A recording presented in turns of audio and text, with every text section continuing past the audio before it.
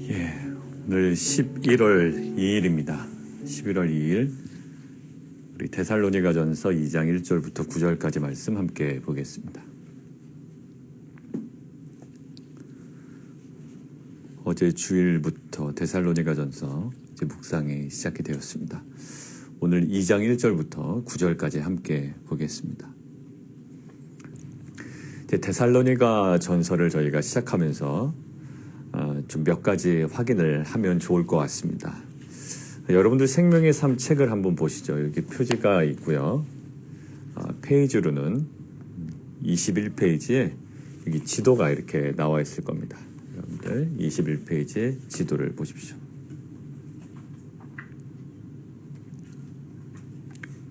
다 펼치셨나요? 데살로니가 위치 어디 있는지 한번 보시죠. 잘 그려져 있습니다. 데살로니가가 있고요. 저희가 좀 하나하나 이제 점검해 가면서 하겠습니다. 데살로니가의 사도 바울이 복음을 전했습니다. 언제 전했나요? 2차 전도 여행 때 전했습니다. 자, 2차 전도 여행은 사실 사도 바울이 소아시아 지역을 공략하기를 원했습니다. 그런데 성령께서 막으셨죠. 그래서 드로아에 가게 됐는데 드로아에서 마게도냐 환상을 보게 됩니다. 그래서 그것들을 그쪽으로 가서 복음을 전하는 것으로 인정하고 이제 마게도냐 유럽으로 넘어가게 되죠. 그래서 마게도냐에서 이제 첫 번째로 복음을 전하는 곳이 거기 지도 빌립보라고 되어 있습니다. 빌립보에서요 그 자주장사 루디아를 만납니다. 거기는 회당이 마땅하지가 않았던 모양이에요. 근데 여성을 만납니다. 그것과 연결을 한번 해볼까요? 회당은 유대인 남성 몇 명 이상이면 회당을 세울 수가 있을까요? 10명이에요. 그러니까 회당이 없었다라는 것은 약간 어떤 뉘앙스일까요? 유대인 남성이 좀 부족했다라는 느낌이 좀 있죠. 유대인 여성이 100명이 넘는다 하더라도 안 됩니다. 유대인 남성 10명이 돼야 되는 거예요. 근데 마침 루디아 기도처를 찾죠. 그곳에서부터 이제 사역이 진행이 됩니다. 근데 귀신 들린 여자 쫓아줬다가 괜히 옥살이 하는 게 빌립보. 거기서 이제 고난을 받게 됩니다. 자, 그러다가 빌립보에서 이동한 게 이제 바로 데살로니가입니다. 자, 마게도냐라는 것들은 이렇게 생각하면 된다고 그랬죠. 경기도, 충청도, 전라도 이렇게 큰 단위입니다. 그래서 충청도에 충주, 청주 이런 식으로 지금 마게도냐라는 곳에 이제 빌립보도 있고요. 마게도냐라는 곳에 데살로니가도 있는 겁니다. 자, 그런데 마게도냐의 수도가 어딜까요? 마게도냐의 중심지, 수도 역할을 하는 게 바로 이 데살로니가입니다. 데살로니가에서. 그러니까 데살로니가가 어떤 배경을 좀 알까요? 지도 보니까 항구 도시인 것처럼 딱 눈에 띄죠. 위치가 바다의 연안에 붙어 있습니다. 항구 도시이지만 여러분들 거기 빌립보에서 데살로니가를 선으로 한번 연결해 보십시오. 이렇게 라인이 하나 걸 겁니다. 그리고 데살로니가를 통과해서 그 해안까지 쭉 연결해 보실까요? 그럼 이제 동서로 길이 쭉 연결이 되죠.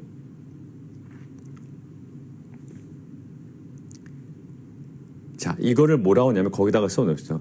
비아 에그나시아. 에그나시아 도로라고 하고요. 그냥 비아 에그나시아예요. 이건 뭐라 하냐면 이 도로는 군사도로입니다. 그러니까 빌립보, 실은 빌립보보다 더 동쪽에 비잔티움이 있거든요. 그러니까 하나 가상의 점을 하나 찍어 놓으시고 비잔티움, 빌립보, 데살로니가, 그다음에 아폴로니아에서 이렇게 쭉 연결되는 하나의 라인이 생기는데 이게 도로인데요. 무슨 도로라고요? 군사도로입니다. 자, 군사도로이자 무역로가 되는 거죠. 자, 정리하겠습니다. 항구도시입니다. 그리고 군사도로와 무역로에 지금 걸쳐 있습니다. 풍요로움이 있고요. 또 마게도냐 지방의 수도란 말이에요. 자, 역사적으로도 있는 도시입니다. 왜냐하면 주전 315년에 마게도냐 왕국이 이 데살로니가를 수도로 해서 창건이 됐거든요. 그리고 주전 146년에 로마가 점령하게 되거든요. 로마 점령한 이후에 이 마게도냐의 수도로 또 인정하게 되고요. 그 다음에 42년, 주전 42년에요. 여러분들 안토니우스라고 옥타비아누스 들어보셨죠? 안토니우스하고 옥타비아누스. 이 사람들이 줄리어스 시저를 암살한 브루터스와 대항해서 이제 막 대결을 벌이잖아요. 근데 이 데살로니가 사람들, 데살로니가 시민들이 누구를 지지한다고요? 바로 안토니우스, 옥타비아누스를 지지합니다. 결국 악티움 회전에서 승리한 이 사람들이 결국 데살로니가 시민들에게 많은 혜택을 주겠죠. 어떻게 보면 로마에 관해서는 충성스러운 도시다 이렇게 생각하시면 돼요. 로마에 관해서는 충성스러운 도시다. 자, 그런 어떤 배경이 있죠. 항구 도시, 그다음에 군사도로와 무역로에 어떤 그 걸쳐 있는 그리고 풍요로움이 있고요. 그다음에 로마 황제에 대해서는 굉장히 그 충성스러운 도시다라는 거예요. 그래서 그들에게 자치권을 주고요. 그들에게 특권을 줍니다. 경제적인 풍요가 있어요. 결국 여기는요. 그 임페리얼 컬트라고 그래서 제국 숭배가 굉장히 높았던 도시예요. 그 로마 황제에 대한 그 제국에 대한 그 숭배가 굉장히 높죠. 왜? 역사적으로 봐도 지금 이야기가 그렇지 않습니까? 자, 그런 어떤 상황인데요. 또 하나의 배경이 있는데요. 임페리얼 컬트, 이제 제국 숭배가 하나 있고요. 그 외에 그 이단 숭배, 그러니까 신비 종교가 계속 활발하게 활동을 하고 있습니다. 그게 뭐냐면 그 디오니소스 컬트라고 해서요. 그 음란한 거예요. 남성 성기를 숭배하고 또 음란한 어떤 그 종교적 행위를 하고. 그래서 그 음란에 관한 문제가 이제 데살로니가에서도 언급이 되는 이유가 이제 그렇습니다. 두 번째는 카비루스 컬트라고 하는데요. 이것들은 카비루스라는 어떤 신이 있는데 이게 이제 죽은 겁니다. 그래서 그 카비루스의 신의 동생들이 이제 카비루스를 왕으로 모시고 그 데살로니가 어떤 지역의 큰 산 밑에 묻었는데 이제 때가 되면 데살로니가 지역이 어려울 때 그 카비루스라는 신이 부활해서 뭐 구원한다 했던 이런 어떤 신이에요. 그러니까 이런 신비 종교가 거기에 판을 치고 있고요. 또 하나 있습니다. 스토아 철학자들이 있는데요. 떠돌이 스토아 철학자들이 있는 거예요. 떠돌이 스토아 철학자들. 그래서 막 군데군데 다니면서 뭔가 지식의 파편들을 전하긴 하지만 목적은 뭡니까? 그냥 자신의 경제적인 필요를 채우기 위한 거예요. 한마디로 돈 받고 일하는 겁니다. 자, 어떤 이런 분위기예요. 풍요롭고요. 로마에 대한 충성도도 있고 그런 면에 신흥 어떤 종교 또 신비주의 종교가 지금 막 자리 잡고 활동을 하고 있고요. 또 그 사이를 틈타서 떠돌이 스토아 철학자들이 다니면서 이것저것 다니면서 사람들에게 이야기하고 아첨하고 그럴듯한 말로 설득해서 돈을 받아 챙기는 어떤 그런 분위기입니다. 근데 거기에 누가 사역을 했었다고요? 사도 바울이 사역을 했던 겁니다. 사도 바울이 사역을 했는데요. 한번 보시죠. 사도행전 17장. 오늘 첫 시간이니까 한번 배경을 좀 보고 가겠습니다. 사도행전 17장 간단하게 보겠습니다. 사도행전 17장 데살로니가에서 전도하는 장면 2차 전도 여행입니다.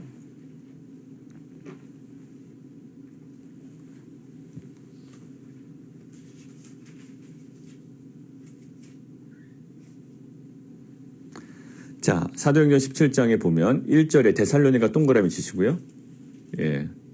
나중에 우리가 사도행전 이미 봤고 주일 예배 때는 그리고 이제 하심할 때 저희가 자세히 볼 거기 때문에 맥만 짚고 갑니다. 데살로니가 동그라미 치시고 그 다음에 1절에 있는 유대인의 회당 동그라미 치십시오. 이제 회당에서 사역을 합니다. 빌립보에서는 회당이 없었지만 데살로니가에서 회당에서 사역을 합니다. 그 다음에 2절에 어디 동그라미 치시냐면 새 안식일 세 번의 안식일이었다. 그래서 3주 동안 사역했다고 하는데요. 사실 학자들이 이렇게 좀 여러 가지 정황들을 보면 3주는 아니고 한 3개월 정도 사역하지 않았을까라는 겁니다.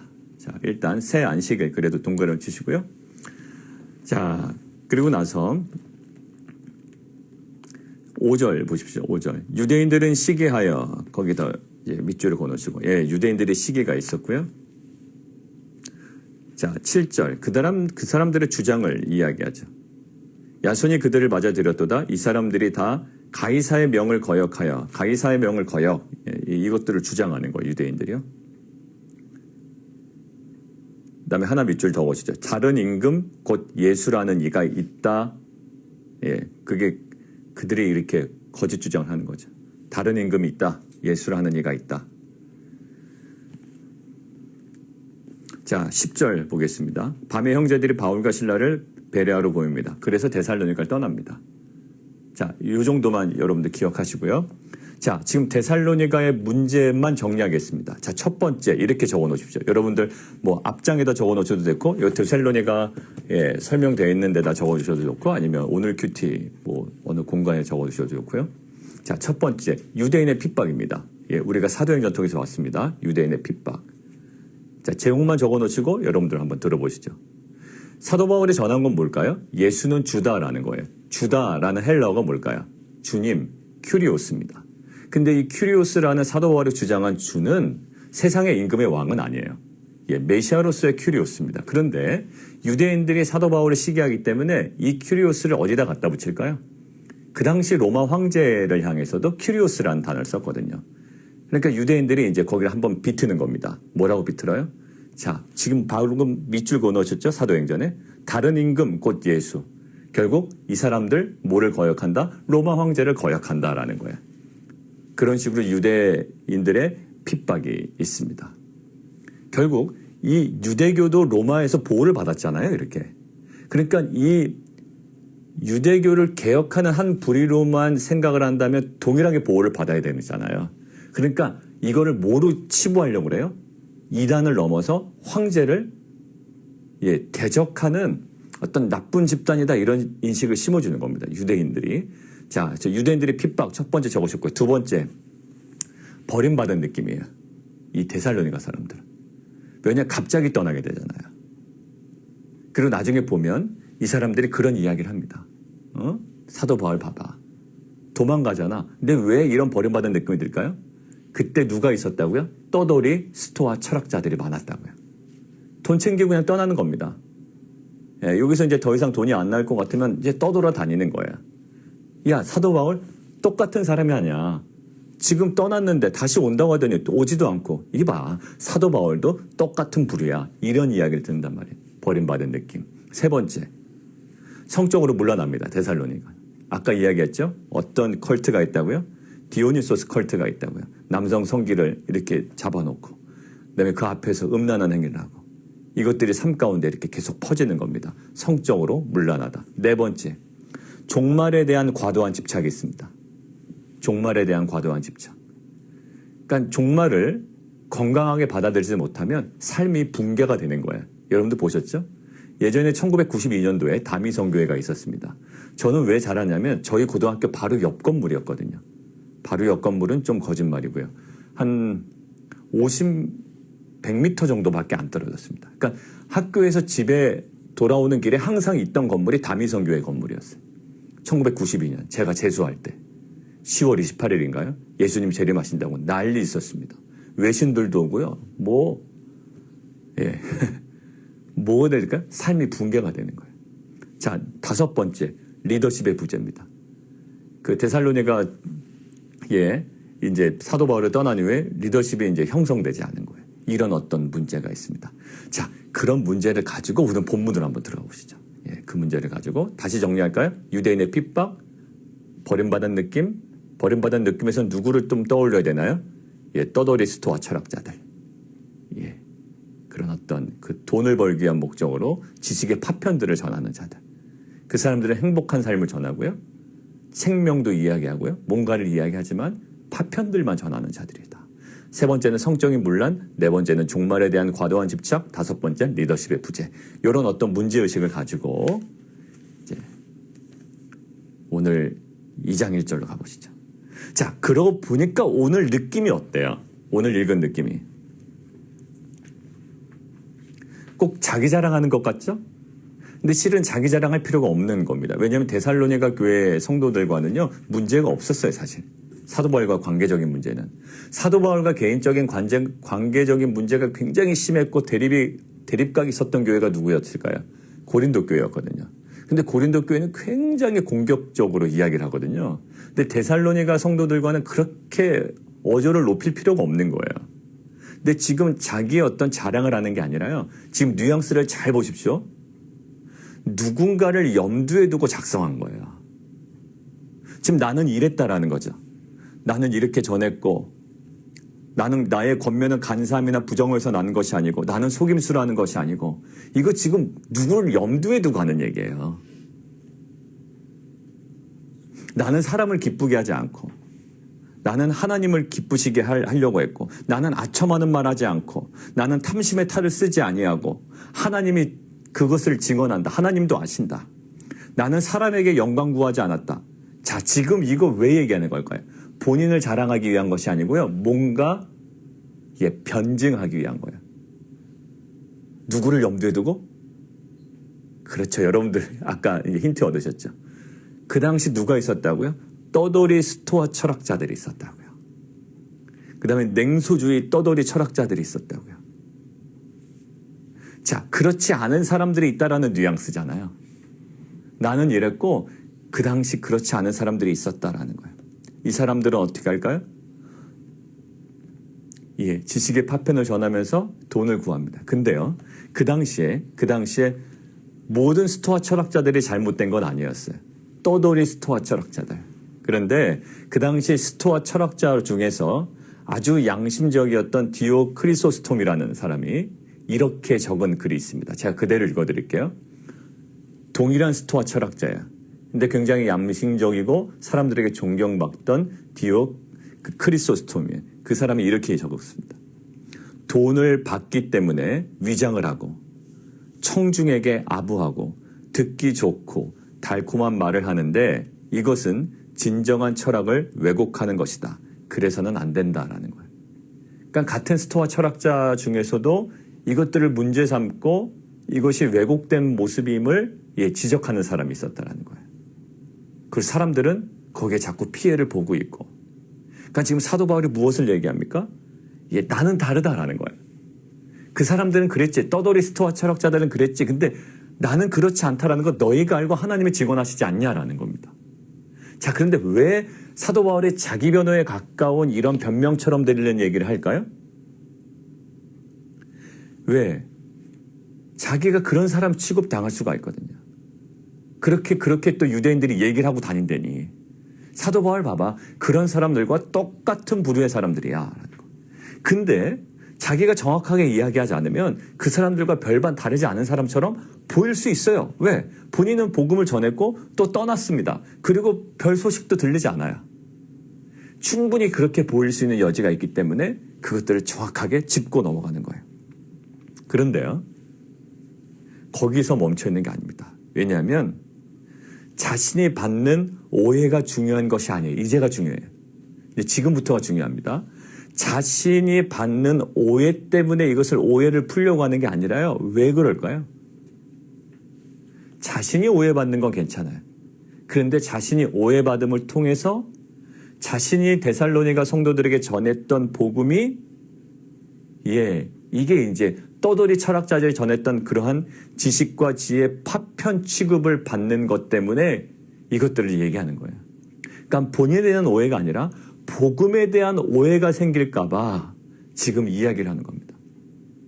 왜? 스토아 철학자들, 그 떠돌이 철학자들은요, 그 전했던 이야기가 처음에는 굉장히 달콤했습니다. 그들의 마음을 만족시키는 거였어요. 근데 알고 보니 이 사람의 실체가 드러나니까요, 그 지식들을 이제 취급을 안 하는 거죠, 사람들이. 근데 자신이 그런 사람 취급을 당하게 되면 자신이 전한 복음도 마치 그 사람들이 전했던 지식의 파편 같은 그런 취급을 당할, 지금 어떻게 보면 위험에 처해 있는 겁니다. 그래서 자신은 그렇지 않다라는 것들을 지금 강조하고 있는 거예요. 자, 첫 번째요.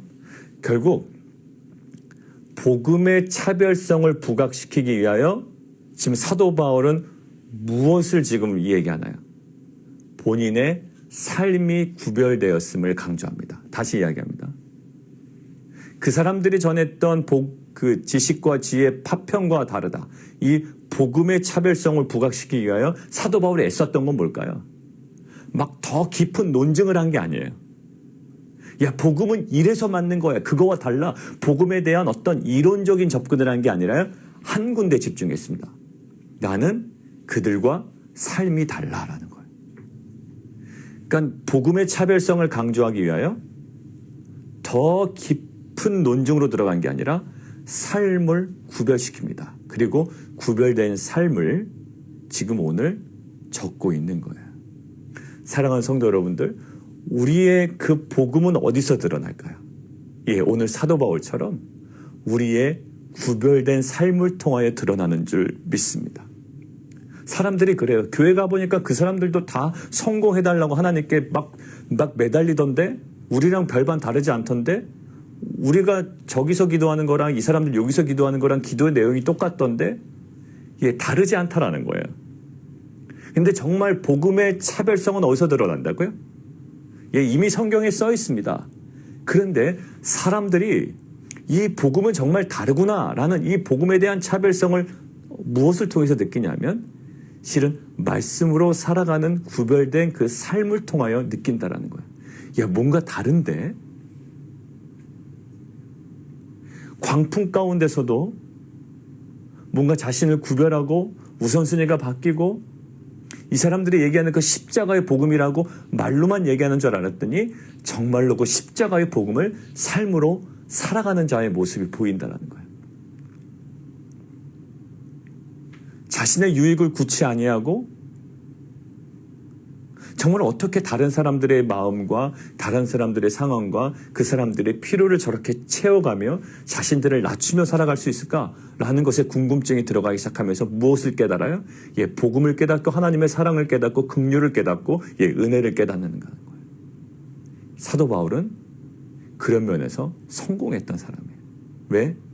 자신의 구별된 삶을 통하여 예, 복음의 명확한 차별성과 그 명확한 것을 그들에게 전할 수 있었기 때문입니다. 자, 두 번째요. 이러한 삶의 구별은 무엇으로 가능할까요? 오늘 본문을 통해서 저는 묵상을 했습니다. 이러한 구별된 삶은 무엇으로 가능할까? 자, 오늘 보십시오. 사도 바울이 이야기하는 그 맥이요, 계속 하나로 진행됩니다. 2절, 우리 하나님을 힘입어. 누구를 힘입어? 예, 하나님을 힘입어. 그래서 누구의 복음을? 하나님의 복음을.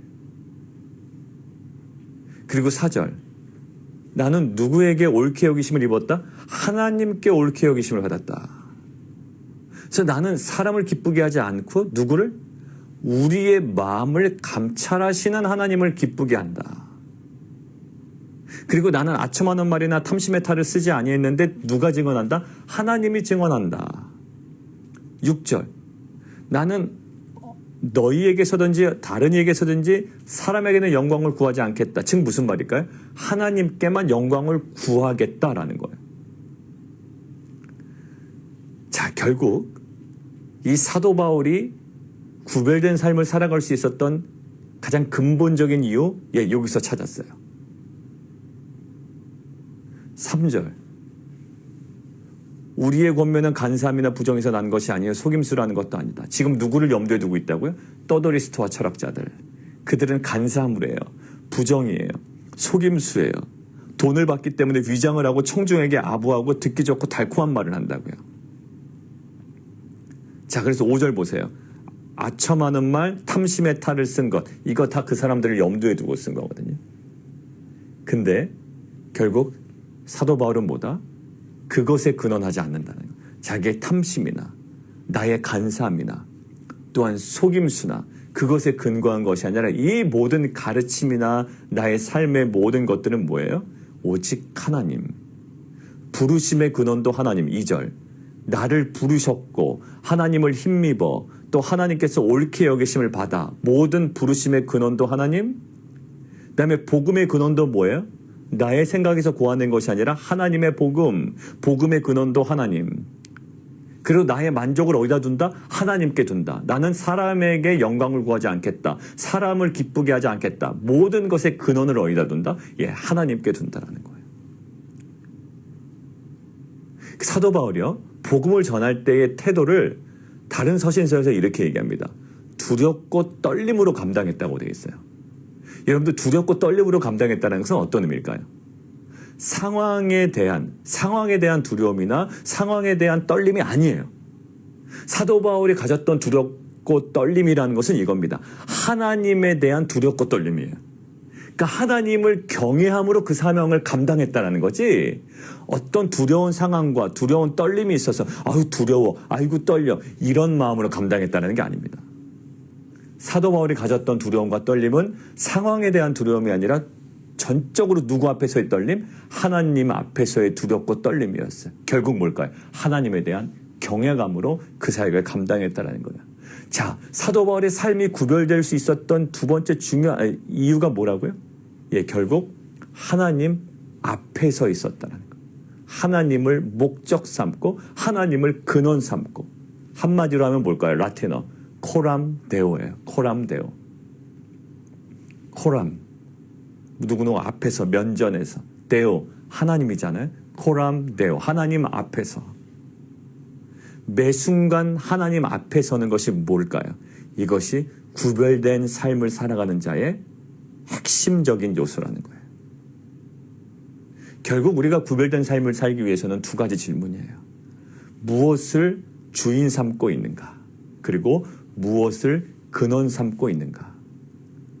여러분들, 사람을 기쁘게 하거나 사람에게 영광을 구하다 보면요, 아무래도 눈치를 보게 되어 있습니다. 이 사람 눈치 보고 저 사람 눈치 보고. 그런데 제가 예전에 어느 단체에 사역을 할 때 두 단체에 한 군데는 사무국장, 하나는 어떤 팀장으로, 예, 그때 팀장이었나요? 예, 그래서 두 개 이제 겸직을 하고 있을 때가 있었어요. 근데 그때 제가 제일 힘들었거든요. 업무의 많고 적음의 문제가 아니었습니다. 업무의 많고 적음의 문제가 아니라 두 리더를 섬기는 게 저한테 굉장히 힘들었어요. 이 단체의 리더가 있고요, 이쪽 단체의 리더가 계신 거예요. 두 단체를 겸직을 하고 있기 때문에 이게 만약에 상충되는 일이 벌어지면 아주 중간에서 곤란하더라고요. 전혀 다른 단체가 아니었거든요. 비슷한 단체였고요, 협력하는 단체였어요. 근데 사람 일인지라 이것이 상충되는 일이 벌어지면요, 두 주인을 섬기는 게 얼마나 힘든 것인지 제가 그때 경험을 했어요. 자, 볼까요? 무엇을 주인 삼고 무엇을 근원 삼고 있는가? 아무래도 사람 눈치 보게 되면요, 이게 자꾸 분산됩니다. 근데 우리의 특권은 뭘까요? 오직 하나님 한 분 앞에만 설 수 있다는 거예요. 그리고 사도 바울이 고린도후서 5장에 얘기하잖아요. 우리는 누구 앞에 선다? 마지막 주님의 재판석 앞에 서. 그게 가장 중요한, 궁극적으로 우리가 서야 할 자리예요. 우리가 구별됨을 살아갈 수 있는 것, 결국 뭘까요? 예, 매 순간 하나님 앞에 서는 거예요. 하나님만을 주인 삼고 하나님만을 근원 삼는 것. 그래야 우리의 구별된 삶이 우리 가운데 회복될 줄 믿습니다. 그리고 이 구별된 삶을 통하여 사도 바울은 무엇을 했다고요? 이 복음의 차별성과 이 복음의 명확성을 그들에게 드러냅니다. 오늘 정리하겠습니다. 이 사도 바울은요, 지금 떠돌이 스토아 철학자들의 행태를 알고 있어요. 그리고 그 사람들도 그것에 대한 경멸심을 갖고 있습니다. 근데 본인이 그런 취급을 받는 거예요.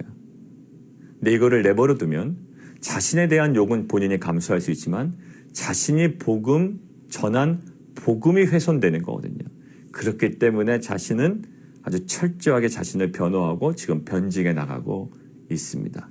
근데 그 변증의 핵심이 뭐라고요? 예, 복음을 더 이상 얘기하진 않아요. 구별된 자신의 삶을 드러내 보입니다. 자신의 삶이 나타나니 이제 복음이 더욱더 선명해지는 거예요. 저는 사랑하는 성도 여러분들의 삶을 통하여 복음이 더욱더 선명해지는 은혜가 있기를 원합니다. 그리고 구별된 삶을 살아가기 위하여 날마다 하나님의 앞에 서고 하나님의 임재에 서고 하나님만을 주인 삼고 하나님만을 근원 삼아 세상의 수많은 메시지들이 우리를 공격해오고 수많은 가치들이 우리 가운데 도전을 해올지라도 우리 안에 충만한 복음의 능력으로 오히려 세상을 도전하며 구별된 삶으로 빛과 소금의 사명을 감당하는 귀한 공동체 되기를 원합니다. 우리 함께 기도하겠습니다. 우리 시간 함께 기도할까요? 사도 바울은 마치 변명하는 사람처럼 보이죠? 그리고 자기 자랑하는 사람처럼 보입니다. 나는 안 그랬어, 나는 안 그랬어. 근데 여러분들 이 정황을 아니까 이제 이해가 되기 시작합니다. 아, 그랬구나. 떠돌이 스토아 철학자들, 떠돌이 냉소주의 철학자들, 그들의 했던 행태들이 있기 때문에.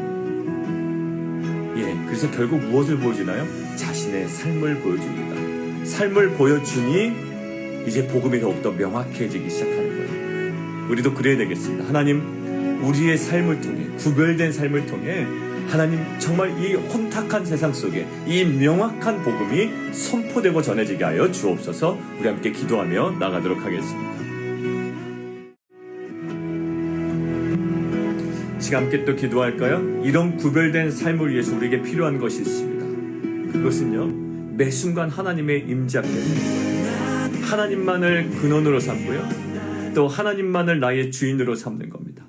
그럴 때에 우리 가운데 정말 진정한 구별된 삶이 회복될 줄 믿습니다. 하나님, 이러한 구별된 삶을 통하여 진정한 빛과 소금의 사명을 감당하는 공동체 되게 도와주십시오. 함께 기도하며 나가도록 하겠습니다. 네, 한 가지 더 기도하겠습니다. 우리 이종호 성교사님, 또 이 지역의 또 우리 목회자 우리 박상선 목사님, 지난주 말에 이제 그 신약이 이제 도착을 해서 첫 번째 투여가 항암 치료가 시작이 됐는데 그 부작용이나 또 후유증 없도록 위해서 좀 위해서 기도해 주시고, 두 분 다 폐암이신데 좀 회복을 위해서 좀 기도해 주시고요. 우리 성도들의 모든 진로를 놓고 좀 기도했으면 좋겠습니다. 학생들의 진로도 있고요, 우리 성도님들의 진로도 있습니다. 또 여러 가지 진로의 변경을 놓고 기도하는 성도님들, 또 여러 가지 프로세싱 중에 계신 분들, 하나님 정말 하나님의 그 부르심과 맞닿아 있는 정말 그 사명을 발견하는, 하나님 정말 우리가 붙잡고 기도할 수 있는 이유는 단 한 가지잖아요. 하나님 구속사에, 하나님 정말 그 부르심에 쓰임받는 정말 귀한 성도, 저는 계속 그렇게 기도하고 있습니다. 하나님, 이것이 단지 그 당랑의 문제가 아니고 또 하나님 전진의 문제가 아니라 하나님과의 그 부르심의 문제입니다. 하나님 그 자리에서 하나님 변화되게 하시고 새롭게 하시고 주님 마음껏 사용하여 주옵소서. 함께 기도하며 나아가도록 하겠습니다.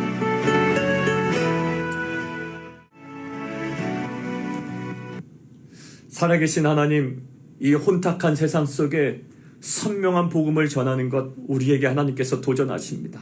구별된 삶을 통해 사도 바울이 그 복음의 차별됨, 또 복음의 명확함을 전했던 것처럼 하나님, 우리의 그 거룩과 구별된 삶을 통해 온전히 빛과 소금, 또 선명한 복음을 전하는 귀한 공동체에게 도와주시옵소서.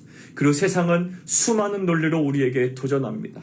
그 세상의 보조에 맞추는 것이 아니라 오직 하나님 한 분의 삶의 근원을 두고 하나님 한 분을 주인 삼아 이제는 코람데오 하나님 면전 앞에 이제 우리 안에 충만한 복음의 능력으로 오히려 세상을 향하여 도전하고 또 빛과 소금의 사명을 감당하는 귀한 공동체 되게 도와주옵소서. 예수 그리스도 이름으로 감사하며 기도드리옵나이다. 아멘.